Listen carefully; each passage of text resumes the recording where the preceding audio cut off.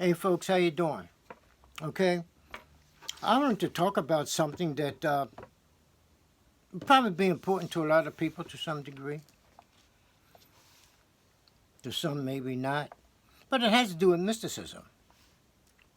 Okay, and let me bring it to the attention that mysticism is practiced all over.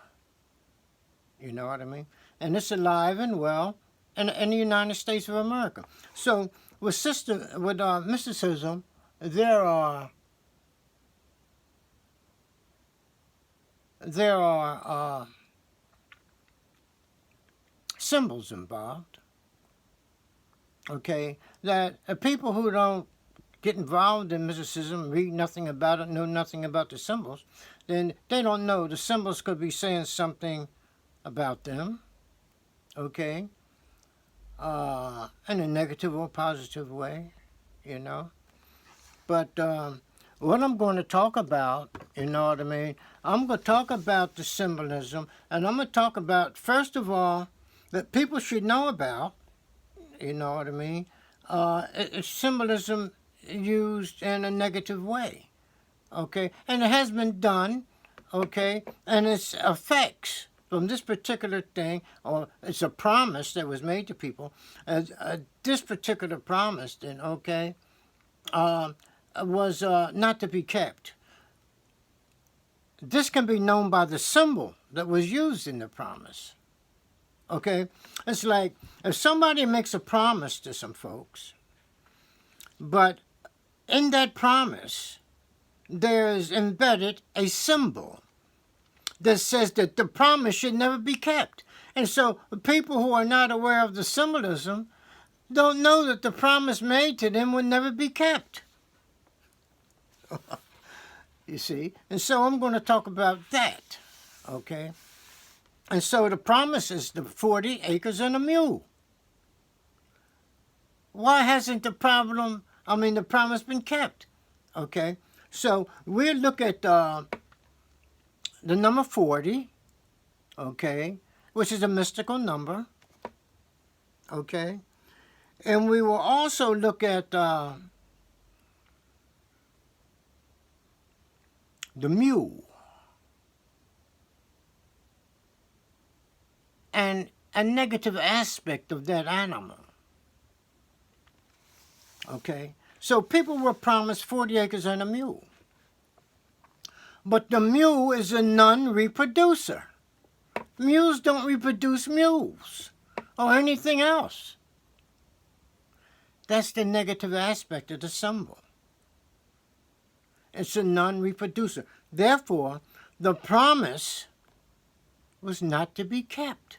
And the symbolism, the mule, tells us this because the mule negatives the promise. Because the mule is a non-reproducer. Therefore, the promise will not be reproduced in reality. It will not be carried out. And the mule tells us this. It's a symbol that negatives the promise made to us by a president, by Abraham Lincoln. Okay? Now, Abraham Lincoln must have been some sort of a mystic, you know, because 40 is a mystical number, a sacred number. Okay? The donkey is a sacred number, but not the mule. The donkey is a powerful reproducer, but not the mule. The mule is a non-reproducer. It does not reproduce. So, of course, you understand what I'm saying now. Okay? So, okay, we'll go a little deeper into the scripture. We'll take the Christian scripture. Something that I think I might have mentioned before. So we see the Christ, okay, riding into town on a donkey. Donkey is a powerful reproducer. He reproduces semen. Okay. So now, as he comes into town, there are palm leaves spread all across the pavement, the street. Okay? The palm, okay, it was called in Kimite times, the buka. And there was a palm wine, and it was called buka too. It was a stimulant. Oh, wine, liquor is a stimulant, right? Okay. But here, with the palm leaf spread across the ground and symbolizing stimulation, stimulant, the donkey is a primary producer of semen. Okay? So the wine stimulates seminal production. Okay? Now, it is said that semen is the basis of resurrection. Okay? So now, we see the Christ riding in town on the donkey who produces, okay, the semen. This is all symbolism. It's a symbolism. It's saying that the resurrection was based on semen in the male, and estrogen and the other reproductive fluids in the female, you know what I mean? But these reproductive fluids, or hormones, are responsible for the resurrection because these hormones can be sublimated. They answered the calling to hear the brain. Okay? So here we have the intellectual capacity, an increase in intellectual capacity due to semen, represented by the Christ. Intelligence is associated with the sun. The Christ is the sun god. You see.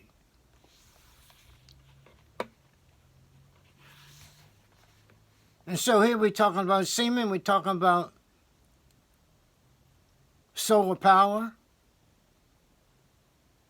Semen strengthens the solar power within the human being.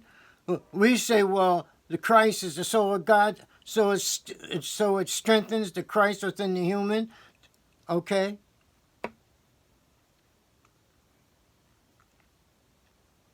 This is all symbolism. Of course, semen is true, but how it's used internally by a person who doesn't send it out its ordinary way. Like the so-called celibate, the one who abstains from sex, okay, if he raises, okay, his semen, okay, up to the brain, okay, it stimulates intellectual growth. This is what it symbolizes. The resurrection is into the fields of intelligence. This is what mysticism tells us. This is what the mythology tells us. The mythology teaches mysticism. It teaches these very things. Okay. So we bring the resurrection into a clear perspective.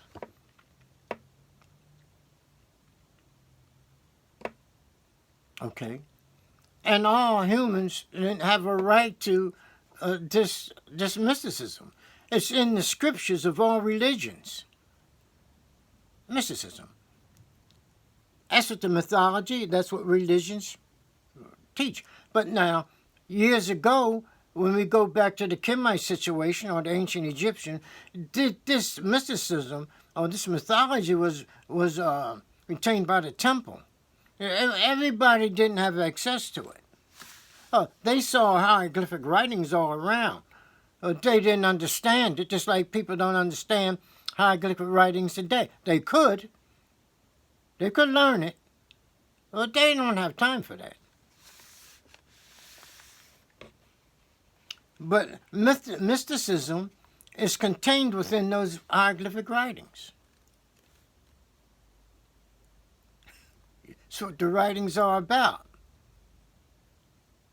Okay? So we see now the mystical power of the donkey and the non-mystical power of the mule. You see?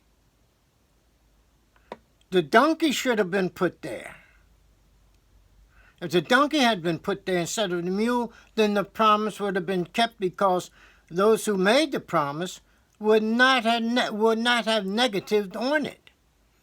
You see? But they put the mule there, and they knew they weren't going to keep the promise when they did that. You see? So mysticism tells the story.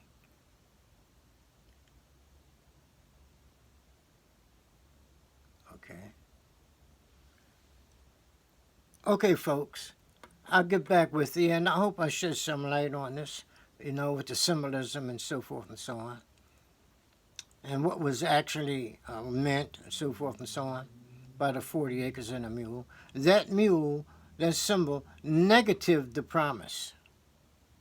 That's what happened. That's why the mule was put there.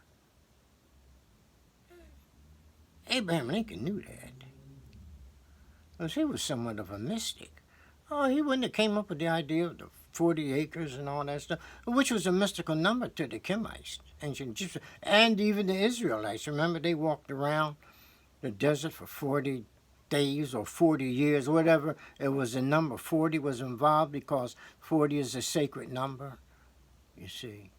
Okay, folks, I'll get back with you, and have a good day, and I'll talk to you. Bye.